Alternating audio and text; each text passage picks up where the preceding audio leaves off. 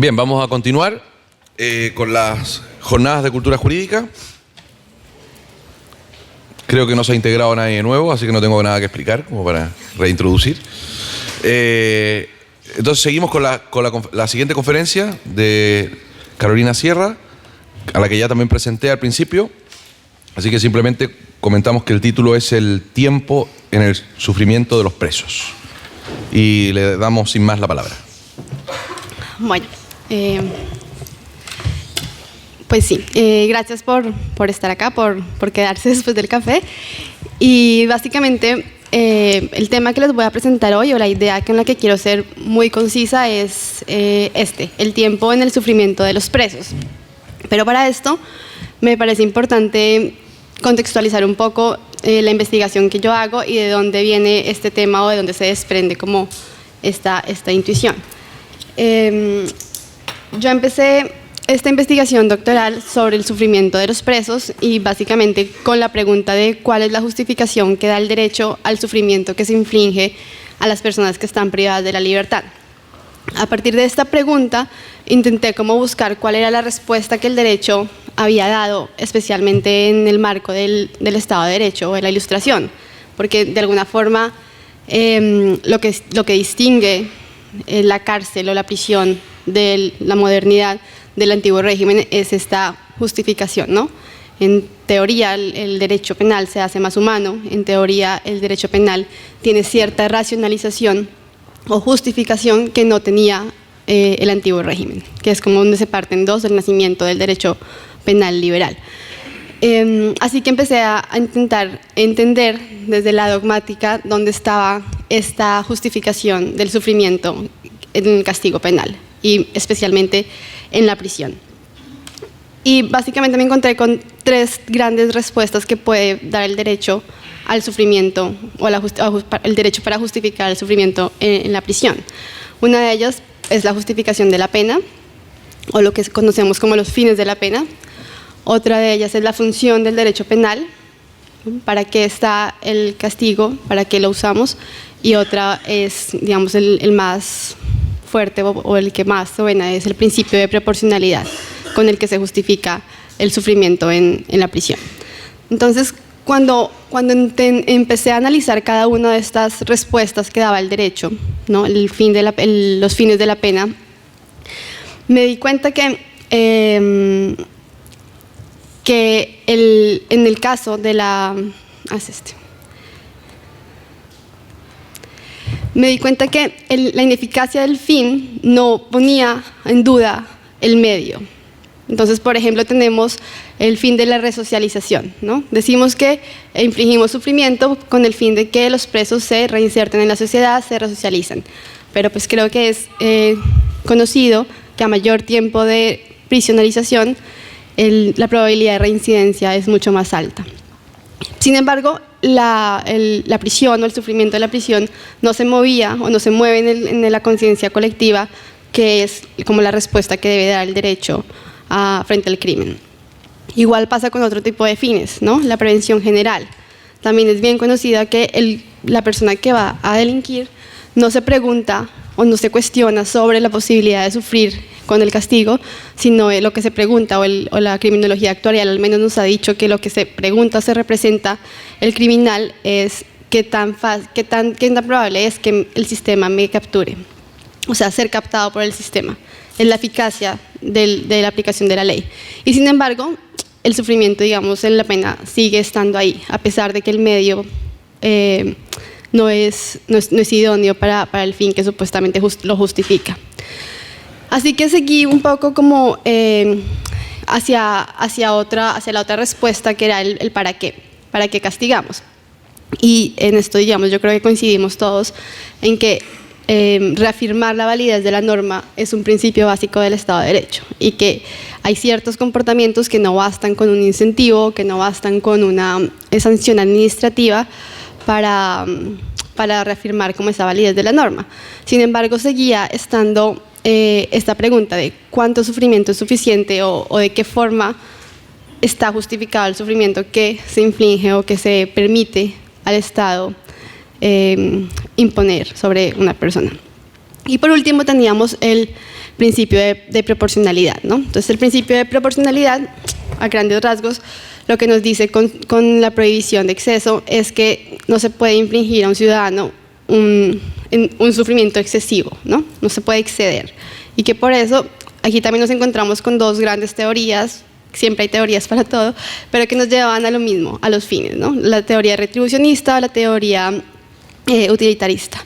Y al final esas teorías lo que tratan de decir es cuánto sufrimiento debe infligir, pero nunca terminamos por responder cuándo hay un sufrimiento excesivo o cómo es ese sufrimiento que se está legitimando, pues, o que se está dando como la monopolización del sufrimiento en cabeza del Estado.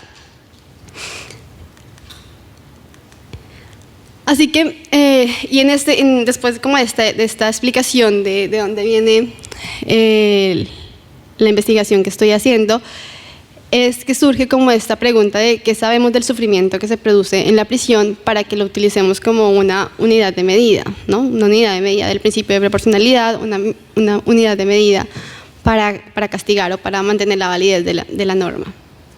Y si bien esta pregunta no la voy a responder hoy, la metodología que yo me planteé para tratar de responderla es, como decía el profesor José María, es a través de una etnografía penitenciaria, es ir y conocer realmente en qué consiste ese sufrimiento en las personas que están privadas de la libertad, y también una etnografía literaria, que es lo que intentaré presentar hoy, y es a través de ciertas categorías conceptuales, esbozo ciertas conclusiones que son prematuras a través de la literatura para luego corroborarlas o encontrar alguna validez en la etnografía carcelaria. Y especialmente en el tema que me voy a concentrar hoy o que quiero presentarles hoy, es en el tiempo como un elemento del sufrimiento dentro de la experiencia de la privación de la libertad. Para poder estudiar el sufrimiento dentro de la privación de la libertad, me encontré que el sufrimiento lo constituyen diferentes perspectivas, diferentes elementos. Y uno de esos es el tiempo, o al menos la noción del tiempo. Encontré una categoría, un antropólogo, Fabián Johansen, él hace una categoría sobre cómo se puede concebir el tiempo y cómo la antropología utiliza o niega o omite el tiempo como un elemento de observación. Entonces tenemos el tiempo como el tiempo físico, el que usamos independientemente de cualquier intervención del hombre con él, ¿no? Horas, minutos, días, meses, años. Tenemos el tiempo ordinario, donde ya de pronto juega alguna relación del hombre con ese tiempo, pero que además lo medimos como a gran escala. Medimos por siglos, por épocas, por periodos. Tenemos una especie de tipología del tiempo, que es el tiempo que nos sirve para hablar de periodos o de intervalos, donde todos coincidimos con ellos, o al menos históricamente se ha coincidido o se han validado esos intervalos del tiempo. Y tenemos por último un tiempo intersubjetivo. Y este tiempo intersubjetivo es el tiempo que se desarrolla desde algunas premisas o algunas categorías de Schutz o de Husserl en relación al tiempo, y es el tiempo como una construcción social, o el tiempo desde una relación de dos sujetos. Dos sujetos intervienen en el mundo para tener una noción del tiempo que, además de ser subjetiva, también crea una cierta conciencia del tiempo. Y es a partir de esta última perspectiva del tiempo intersubjetivo que entró a estudiar el tiempo en la experiencia de la privación de la libertad y cómo ese tiempo genera sufrimiento en la pena, o constituye un elemento para generar sufrimiento en la pena de prisión. Entonces, para esto, casi todas las categorías en las que yo me baso son categorías que las planteó Edmund Husserl sobre la fenomenología del tiempo. Voy a explicarlas, digamos, muy brevemente, y después de esas categorías explicar de dónde vienen como las conclusiones, que, como les digo, son prematuras porque la idea es validarlas con la etnografía carcelaria, en relación a cómo el tiempo es un elemento para infligir sufrimiento dentro de la experiencia de la privación de la libertad. Entonces, una de las categorías que utiliza o que desarrolla Edmund Husserl es el tiempo como un continuo perceptivo sincrónico. ¿Esto qué quiere decir?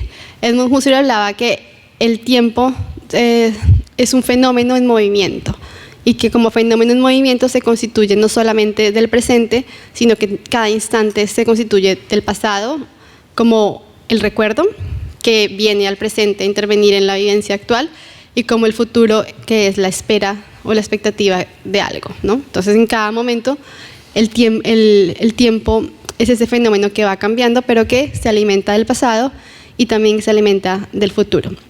Si bien es una categoría que desarrolló Husserl, ya San Agustín en la Edad Media también había planteado un poco este concepto de conciencia del tiempo, o del tiempo como en movimiento, al contraponerlo obviamente con una concepción de lo eterno o de lo divino, ¿no? San Agustín decía que el tiempo era algo propio del hombre, de lo terrenal, mientras que lo eterno era algo divino, ¿no? Omnipresente. Y en ese sentido, San Agustín desarrolla otro concepto que es interesante, porque él dice que así como es un concepto terrenal y del hombre, es un objeto que podemos conocer y que podemos reflexionar sobre él. Y que si bien es muy difícil explicarlo, cuando nos preguntamos qué es el tiempo, es muy difícil decir qué es, pero que lo podemos conocer porque es la capacidad del hombre de relacionarse con ese objeto, al ser un objeto terrenal. Y en ese sentido, es lo que San Agustín y Edmund Husserl también retoma como la conciencia del tiempo. Entonces, la conciencia del tiempo es este movimiento entre el pasado, el presente y el futuro en una vivencia o en un suceso único, que además se hace consciente en la medida que se exterioriza y se participa con otros, ¿no? Entonces, una cosa es la noción subjetiva del tiempo, que es interna y de cada uno, pero este concepto de continuo perceptivo sincrónico adquiere relevancia cuando hay una conciencia del tiempo, es decir, cuando alguien más participa de él y se genera una relación temporal, intersubjetiva y temporal. Otro de los conceptos que desarrolla Edmund Husserl a partir de estos anteriores es el hundimiento al pasado. Entonces, él distingue entre tres tipos de pasado. Uno es el recuerdo, que es aquello de lo cual podemos volver a traer al presente con cierta perspectiva de lo que fue, y otro es como la memoria o la remembranza de algo, y es que es apenas la intuición de lo que fue y que muchas veces no lo podemos ubicar. Cuando él habla de hundimiento al pasado, se refiere a aquello que está en el pasado y que se quedó en el pasado. Es decir, que su fuerza o su injerencia en el presente es prácticamente ninguna, o al menos inconsciente. Y estos conceptos que quizás aquí parecen un poco aislados y irrelevantes, los voy a retomar ahora en relación a la experiencia en prisión, para que vean cómo esto nos lleva a ciertas conclusiones de cómo el sufrimiento se genera a través del tiempo, ¿no? Como el tiempo puede ser un elemento para generar sufrimiento. El otro concepto que desarrolla este autor es fenómeno decursivo. ¿Y esto qué significa? Significa constantes iguales a través del tiempo. Es decir, básicamente cuando el pasado, el presente y el futuro no genera ningún cambio, cuando un suceso se repite una y otra vez y se unen en un mismo momento, ¿no? Habíamos dicho que el continuo perceptivo sincrónico, es decir, que el tiempo, el que nosotros percibimos, se alimenta del pasado y del futuro. En el fenómeno decursivo sucede que el pasado y el futuro y el presente se pueden entremezclar al ser siempre el mismo. Luego de utilizar estas clasificaciones, estas categorías, hay dos categorías que quiero también traer ahora para explicar las siguientes conclusiones, y es la distinción que hace Heidegger sobre el tiempo y el existir. Heidegger distingue entre el ser y el existir. Hay un error. Entre el ser y el existir. Heidegger distingue entre el ser y el existir, en tanto el existir es una relación temporal y es una relación intersubjetiva, mientras que el ser es el objeto que está ahí, ¿no? El existir es más como la vivencia o la interacción con otro de una forma temporal, lo que me hace existir.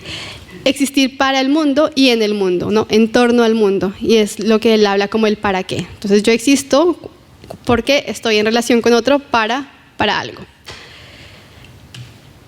Así que bueno, después de haber enunciado un poco estas categorías muy rápidamente, a partir de ellas y de haber estudiado o haber hecho una literatura correccional, es que saco algunas conclusiones que mi idea es, como les decía, validarlas luego con la etnografía penitenciaria. La primera de esas conclusiones es que el tiempo como un elemento en prisión es un fenómeno decursivo en tanto se somete a una única y misma ocurrencia. Entonces, aquí viene, digamos, podríamos detenernos un poco también a pensar que esto no solamente es en las prisiones, sino en cualquier institución total que genera ciertos ritmos y ciertas estructuras que hacen que la rutina sea parte o sea propia de estas instituciones. Y así lo que les traigo es apenas un ejemplo, pero son enunciados de diarios de presos o de escritos de personas que han estado en prisión que se repiten o que suenan mucho en sus escritos o en sus testimonios. Por ejemplo, dice: por lo demás, la rutina carcelaria continuaba devorándonos a diario. Hoy se convertía en una fotocopia de mañana y mañana de pasado mañana y así siempre. Entonces, este es el fenómeno que les hablaba de cuando el pasado se une con el presente y con el futuro. Es decir, cuando ya no hay un estímulo distinto que haga marcar la diferencia entre un pasado y un futuro. O cuando hay un hundimiento al pasado, en tanto este ya no tiene ninguna fuerza o injerencia en el presente. ¿Qué es la siguiente conclusión? Existe un hundimiento al pasado respecto a la vida antes de entrar a prisión. Es muy interesante ver en la literatura cómo casi todos marcan una distinción entre antes y el después de entrar a prisión, porque además surge una especie de desidentificación con el mundo pasado y empiezan a construirse otra identidad que ni siquiera la pueden construir, sino que se les impone. Y en ese sentido, como ese pasado, esa ruptura, hace que desde allí sea muy poca la incidencia que pueda tener el pasado con el presente, y a medida que pasa el tiempo, pues cada vez, digamos, ese hundimiento va siendo más lejano. Hay algunos apartes como: se me impone una nada obscena y trataré de recordar. Trataré de recordar es como lo contrario a lo que sucede, y es el hundimiento al pasado, ¿no? Como intentar mantener algún recuerdo que permita evitar ese fenómeno decursivo. Otra parte es: llegó a la conclusión que comparados con los detenidos, los muertos tenían ciertas ventajas, por lo menos tenían recuerdos y pesares panorámicos. Todo lo que él veía, tocaba, olía, soñaba, era cruelmente ajeno. Entonces, de nuevo, es como esta necesidad de traer o de permanecer en el pasado, o que el pasado permanezca vivo en el presente, que se evidencia mucho en la literatura penitenciaria. Ni siquiera el pensamiento del preso es libre, siempre vuelve a lo mismo, siempre da vueltas. Entonces es esto, como la resistencia nuevamente a intentar de salir de ese fenómeno decursivo que es la rutina o la misma imposición del mismo escenario. La prisión impide la alteridad, ser visto y movido a partir de quien me observa. Entonces, si bien esto requiere, digamos, podríamos hablar en otro momento sobre la alteridad en la prisión, porque podrían decirme que la alteridad es cuando hay otro simplemente, pero creo que la alteridad también tiene ciertos grados y ciertos requisitos. No es simplemente estar al lado de otros o estar con otros, sino que requiere cierta, como decía Schutz, o como decía el mismo Bergson, es la acción motivada con el otro o por el otro.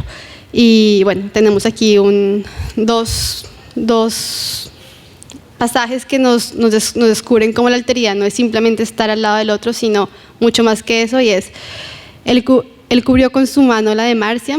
Esto está relatando el momento en el que está en una visita, como un contacto con el mundo exterior en medio de la rutina. Entonces, él cubrió con su mano la de Marcia, profundamente conmovido ante este recuerdo de su propio pasado. Ella retiró la mano, pero ¿por qué? Si ella le hubiera permitido tocarlo un minuto, la calidez y el alivio habrían durado semanas, ¿no? Como ese contacto con el otro distinto, no la alteridad que supuestamente surge de la supuesta sociedad carcelaria, sino realmente de un contacto donde la acción del otro me mueva o me conmueva. Juntos los cuatro formamos el insondable bloque del enigma. Ausente uno, se descorre el telón para conocerlo. Estos cuatro hombres pegados pero ausentes son cuatro desconocidos entre sí, a pesar de que siempre están juntos, de que comen en común, de que duermen unidos. Los cuatro cada día somos más extraños los unos para los otros. Somos cuatro secretos enjaulados. Y esto, digamos que muestra que si bien no están completamente aislados, la alteridad se forma de algo mucho más que compartir una celda o compartir pues una prisión. Bueno, estas serán como las... la unión de un fenómeno decursivo y el hundimiento al pasado impiden la conciencia del tiempo. Entonces, claro, cuando unimos todos estos conceptos, que es el fenómeno decursivo, que el pasado cada vez pierde mayor vigencia, con el presente nos damos cuenta que hace imposible que el sujeto siga teniendo una conciencia del tiempo, es decir, que siga teniendo una noción del tiempo como relación intersubjetiva, como con relación con otra persona. Y esto, pues, son elementos que constituyen sufrimiento. La sola noción la sola pérdida o atemporalidad es un elemento que constituye sufrimiento, y es como, en términos de Heidegger, abandonar el propio existir, ¿no? Es más un ser que un existir, puesto que no puedo entablar una relación de alteridad y temporal en la prisión. Y ya, para no demorarme más. Estamos en el tiempo. Bueno, ya está. ¿Sí? Muy bien, muchas gracias. Muchas gracias, Carolina. Abrimos el turno de preguntas, comentarios. Sí, por favor. Buenos días, Carolina. Te felicito por tu presentación, por la manera que habló. Vimos que seguramente te dedicaste mucho para llegar a esta conclusión. Te digo que vengo de Brasil, uno de los países actualmente más violentos del mundo, y te hablo que me dedico a estudiar lo revés que vos. Me dedico a estudiar los derechos humanos de las víctimas. Digo que la parte que comentó de las malas condiciones del abuso del Estado sobre los presos, yo comparto con vos. Eso no hay que hacer así, tiene que cumplir la pena dignamente, me parece. Entonces, en esa parte concordamos. Pero una cuestión que me gustaría de apuntar, con todo respeto obviamente por tu trabajo, la cuestión del tiempo, que hablaste que de una citación de un autor, no me acuerdo el nombre, que dijo que de cierta forma el muerto tiene ventajas sobre lo que está preso. Me parece que la manera que estudio, que veo las cosas, obviamente mi opinión, que no se queda una víctima sola, no es solo lo que muere. Se queda muchas veces una mamá que su hijo salió para trabajar y no volvió. Se queda un papá que su hijo fue a la escuela y no volvió. Y esas personas también son víctimas. Y te digo que la pena que cumplen es perfecta. Y mucha gente sufre con problemas de salud mental porque tienen miedo de salir de la calle, porque saben que perdieron su hijo, perdieron su mamá, perdieron su papá. Y te digo que la pena es perfecta. En ese caso el tiempo también es duro para ellos. Por eso que quería contar, pero igual me gustó mucho la manera como expuso. Se ve que estudió mucho para... Sí, yo no, digamos que mi idea no es tan pretenciosa como para justificar o para tratar de abolir la prisión o algo así, pero lo que intento es tratar de explicar en qué consiste lo que se hace con las personas que están privadas de la libertad, para que esto sirva eventualmente para una justificación o no de la prisión, al margen de, por supuesto, el dolor de las víctimas de los delitos o más que sin duda seguramente también tendrá sus consideraciones especiales, es decir, esto no se puede traspolar inmediatamente a otras situaciones, ¿no? Cada una tendrá sus propias particularidades.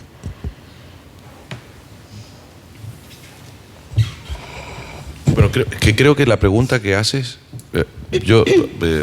tiene que ver con lo que has dicho ahora. O sea, tú no estás pretendiendo hacer una justificación sino llamando la atención sobre algo que hay que justificar, ¿no? Sí. El problema es, claro, es que desde una perspectiva garantista, en que decimos que la prisión tiene por fin la reinserción y demás, el sufrimiento provocado por el paso del tiempo en la prisión se nos hace difícil de justificar, pero desde una visión retributiva, que quizás es la que planteabas tú, pareciera que es muy razonable provocar dolor a través del sufrimiento a través del paso del tiempo, no a través de, y creo que eso es la pretensión del derecho penal ilustrado, no a través del castigo físico, no a través de la tortura, sino a través del paso del tiempo.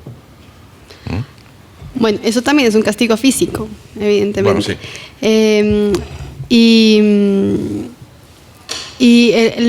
Este es el problema, es decir, se asume que está justificado porque hablamos de que estamos en el marco de un Estado ilustrado, de la justificación de la pena. Bueno, el derecho penal ilustrado quería justamente esto, ¿no? Tal cual como tú lo has dicho.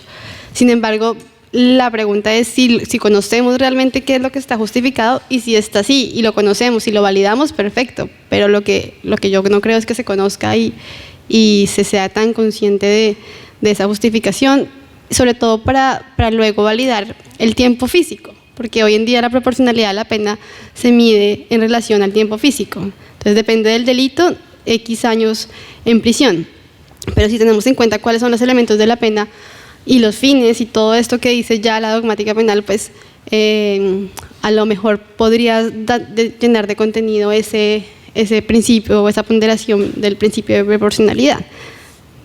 No hay más que eso. Felicitaciones por la exposición.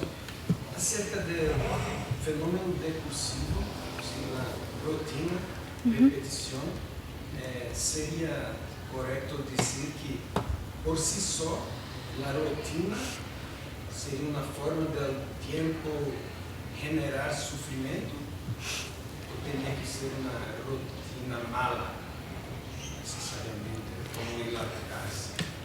Bueno, digamos que el fenómeno decursivo puede ser también, digamos, positivo. No es un fenómeno simplemente que se repite. El hecho de que sea en el marco de una institución total, en el marco de que no hay otro suceso que pueda intervenir o que pueda reactivar, al menos en el estudio que yo he hecho, es algo negativo, ¿no? Porque no hay escapatoria, porque como hemos visto en la literatura correccional, es algo que hunde al personaje y que él intenta sobrevivir. No sé si todos pudiéramos sobrevivir a siempre el mismo estímulo positivo, si terminara siendo positivo, al ser siempre el mismo. En libertad, me imagino que no, que siempre termina siendo aburrido, pero bueno, no lo sé.